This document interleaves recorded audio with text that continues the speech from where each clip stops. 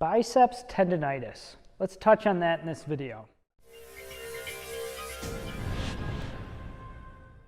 Max Wardell, overheadathletics.com. I want to talk about biceps tendonitis today. We're going to talk about what's probably actually going on. Is it biceps tendonitis or is it actually something else?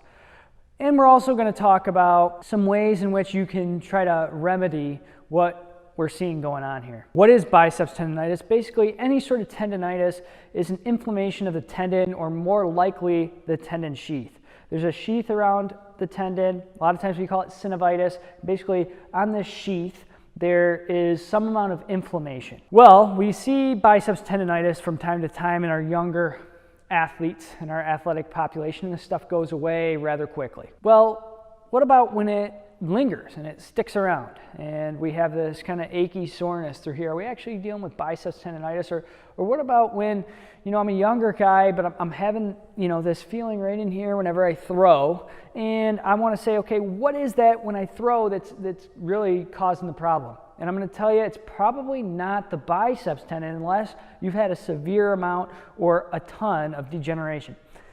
The reason for that is the biceps tendon begins to degenerate and become damaged, attenuated, when the other structures inside the shoulder are damaged. So when the labrum's damaged, degenerated, when the rotator cuff is worn down, torn, or has some sort of tendinosis, then we see the biceps tendon start to become aggravated over time, worn down. It's attempting to stabilize the shoulder a little bit more than it should. And a lot of times it becomes impinged after our other stabilizing structures have become attenuated or damaged. So if you're sitting there and you're researching online biceps tendonitis, or you've been told you have biceps tendonitis by anyone, sometimes this is something that's diagnosed by the athletic trainer, by an orthopedic surgeon, by your family doctor. Usually the family doctor, the athletic trainer, or even a physical therapist or whatever said, hey, you probably have biceps tendonitis. Well, tendonitis is a very overarching term, and we see a lot of things grouped in. Whenever somebody comes in with an acute instance or inflammatory condition where, oh, you have tendonitis.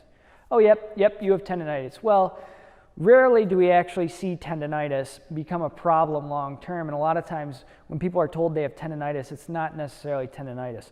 So just to touch on that first, if you have biceps issues going on, they're long and chronic, probably don't have just a biceps tendon issue if you have a biceps tendon issue. If you have a biceps tendon issue, 95% of the time you've got something going on with your rotator cuff and or your labrum. If you're a younger athlete, you may from time to time develop biceps tendonitis.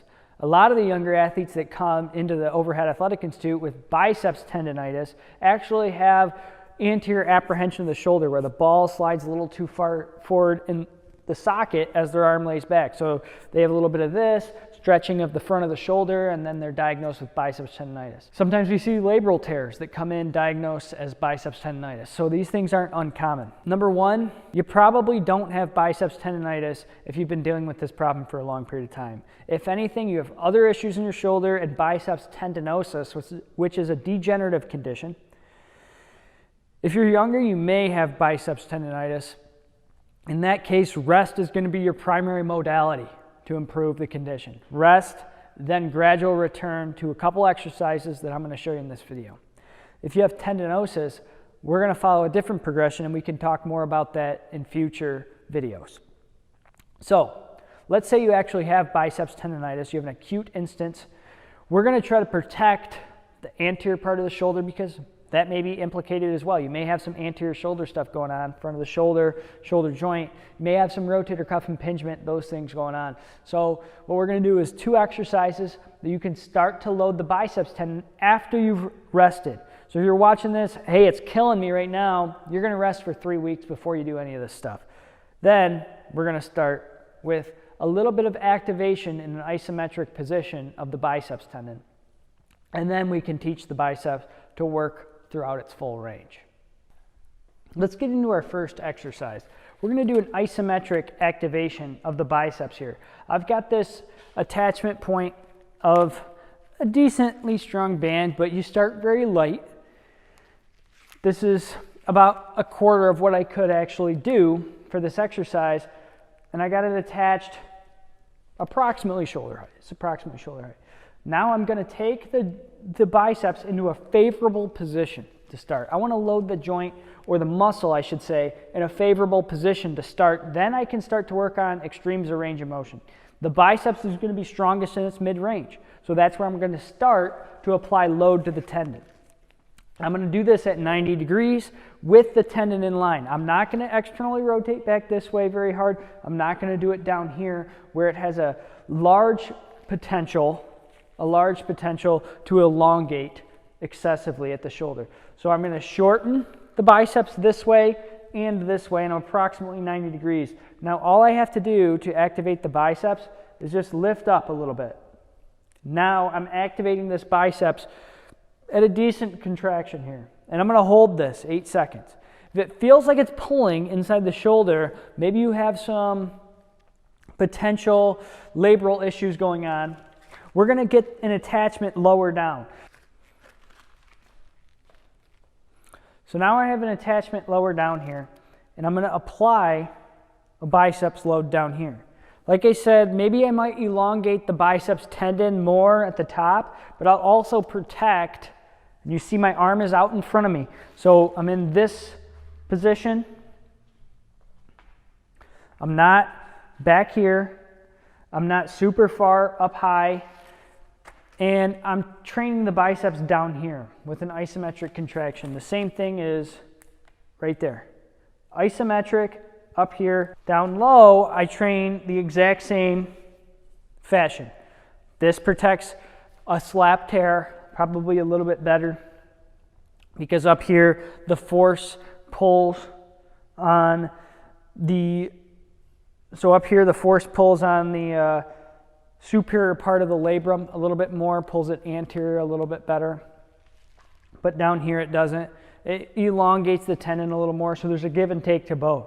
So I can do it up here, I can do it down here. I don't have a ton of tension, maybe a 25% tension. I could, in actuality, hold that for a minute and a half. I'm going to hold it for 8 seconds, and I'm going to repeat that because I have an inflammatory condition that I'm just recovering from. This is 3 weeks after, hey, I started to notice pain, I rested for 3 weeks, now I'm going to start to apply load. This is tendonitis.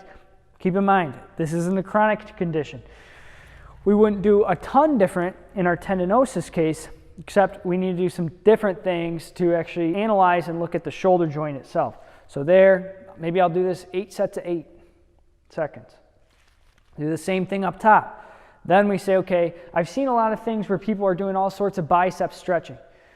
Now, to be honest with you, I haven't seen bicep shortness.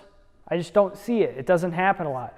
It doesn't mean it doesn't ever happen. It just means it's not very common. So if you've seen a video telling you to stretch, you have biceps tendonitis, do this, or whatever, I'm going to tell you probably don't do that. It's not really necessary. You're applying excessive length and tension to the biceps tendon that probably is making it worse. So if you've seen videos, hey, do this and stretch that tendon, I'm probably putting the shoulder in a bad position. I'm probably aggravating that tendon a little more.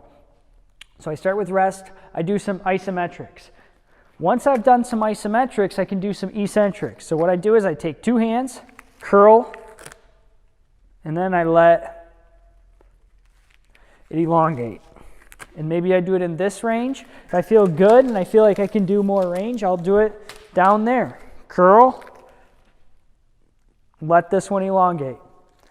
Curl, let this one elongate. This is a technique we'll use often in tendinosis and tendonitis to eccentrically load the tendon, which is very good for tendon-related pathologies, especially when the tendon's healthy, but maybe somewhat attenuated. So it's not completely healthy, but it's also not completely degenerated, and it can tolerate that. Start with the isometric. Apply more load to it. As I go, I can start to play with different positions of the joint. Everything I do, I'm going to start in pain-free ranges, and then I'm going to start to incorporate more movement. Once I've done this, I can go into full strengthening of the biceps again, maybe more sport-specific stuff, wherever it is, wherever I use that bicep in sport. Start with rest, followed by some isometrics at low intensities, then a little more intensity, then differing positions of isometrics, then eccentrics, then concentric and eccentric. Give this a try. Let me know what you think. If you have questions, let me know in the comment section, and I'll try to get to those. Make sure to subscribe, and I'll see you guys in the next video.